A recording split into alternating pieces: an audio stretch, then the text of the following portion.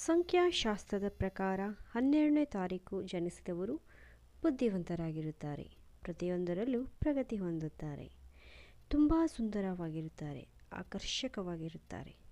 ಶುಕ್ರದೇವ ರಾಶಿ ಅಧಿಪತಿ. ಶುಕ್ರನ ಕೃಪೆಯಿಂದ ಸಂಪತ್ತಿಗೆ ಯಾವುದೇ ಕೊರತೆ ಇರುವುದಿಲ್ಲ. ಪೊಲೀಸ್, ಸೇನೆ, ವೈದ್ಯ, ಕಲೆ, ಫ್ಯಾಷನ್ನಲ್ಲೇ ಉತ್ತಮ ಸಾಧನೆಯನ್ನು ಮಾಡುತ್ತಾರೆ. ಇವರು ಆಕರ್ಷಕ ವ್ಯಕ್ತಿತ್ವ ಹೊಂದಿರುತ್ತಾರೆ. ಕಣ್ಣ ದೃಷ್ಟಿಯು ಚುರುಕಾಗಿರುತ್ತದೆ.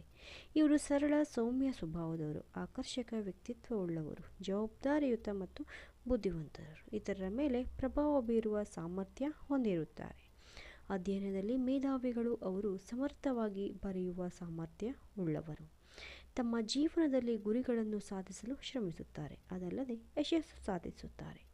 ಹಣ ಸಂಪಾದನೆಯಲ್ಲಿ ಅದೃಷ್ಟವಂತರು, ಸಾಕಷ್ಟು ಸಂಪತ್ತು ಪಡೆದುಕೊಳ್ಳುತ್ತಾರೆ. ಜೀವನ ಆರಾಮದಾಯಕವಾಗಿರುತ್ತದೆ, ಉತ್ತಮ ಜೀವನವನ್ನು ನಡೆಸುತ್ತಾರೆ ಎಂದು ಶಾಸ್ತ್ರಗಳು ಹೇಳುತ್ತವೆ.